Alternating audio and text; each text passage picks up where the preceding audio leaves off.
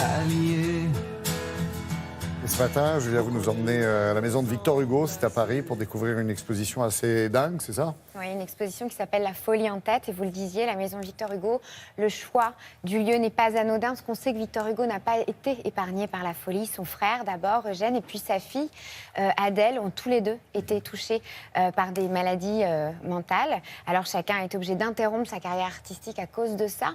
Et cette exposition qui s'appelle La folie en tête, elle va proposer des collections d'œuvres de personnes internées, constituées au cours du 19e siècle par 4 psychiatres. Alors, 19e siècle, c'est un peu la révolution en termes de psychiatrie, c'est-à-dire que d'un seul coup, on va commencer à s'intéresser à ces pathologies, on va essayer de les guérir, on va essayer de les soigner, on va essayer de les comprendre. On ne tente plus d'enfermer les gens, Exactement. on leur parle et on les écoute. Et du coup, c'est la première fois qu'on va vraiment parler ou commencer à penser à l'art-thérapie.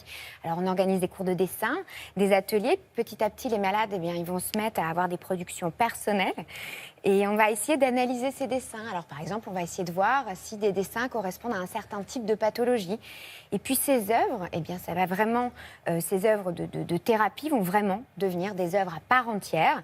Alors, cette exposition, c'est un peu un double hommage. C'est-à-dire que d'un seul coup, d'un côté, c'est un hommage aux artistes, aux malades, et puis à ces psychiatres qui ont décidé de s'y intéresser et du coup, grâce auxquels on peut aujourd'hui découvrir ces œuvres. Alors, dans cette expo, on a de tout. On a de la peinture, on a des dessins, de la broderie, des sculptures, des assemblages, des collages. Je pense que le mieux, c'est de découvrir tout ça en images. Regardez.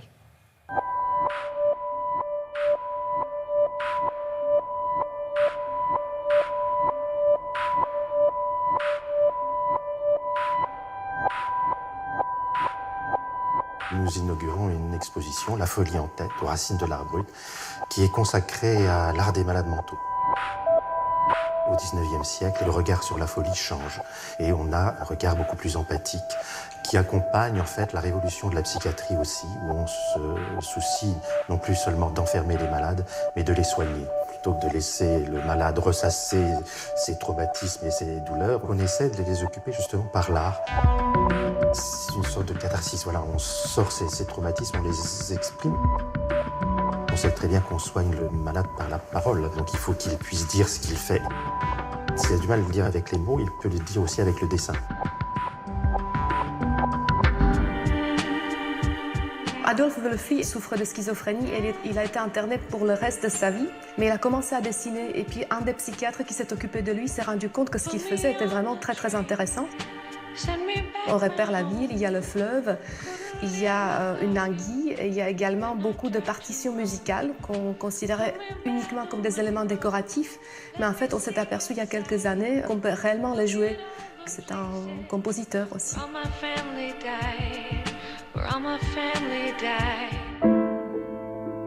Else Blankenhorn s'est imaginée d'être amoureuse de l'empereur et ça s'est soldé avec un échec. Elle a fait ce qu'elle appelait des billets de banque qu'elle distribuait à l'intérieur de l'hôpital qui étaient destinés à sauver des couples d'amoureux. C'était pas une métaphore ou une fantaisie. Elle pensait de porter cette mission de sauver l'amour des autres.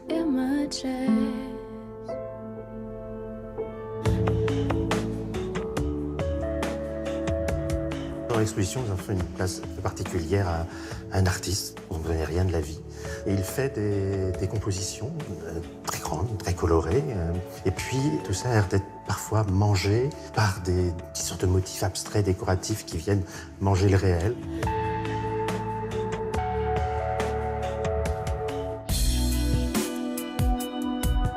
L'art brut, c'était justement d'institutionnaliser en quelque sorte ce nouveau territoire, un art qui est fait par des gens idéalement qui n'ont aucune culture.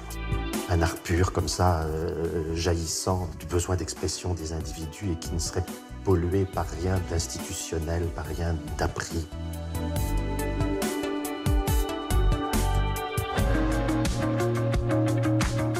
Jeanne et Nathalie Winch, qui a fait des broderies, elle a été considérée comme incurable, envoyée à un hôpital où on mettait que des malades chroniques. Et puis il se trouve qu'il y a un des médecins qui s'est intéressé à son œuvre et elle est sortie au bout de quelques années, elle a repris sa vie normale, complètement guérie.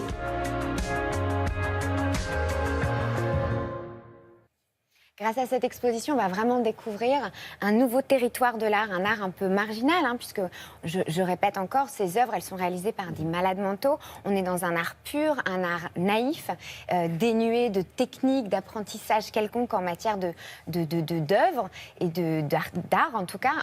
Moi, voilà, quand on parle de cet art, on dit que vraiment ce sont les prémices de l'art brut. Et c'est très important de le préciser parce que ça a inspiré tous les courants d'art moderne qui ont suivi cette place des Vosges à la Maison Victor Hugo jusqu'au 18 mars. Voilà.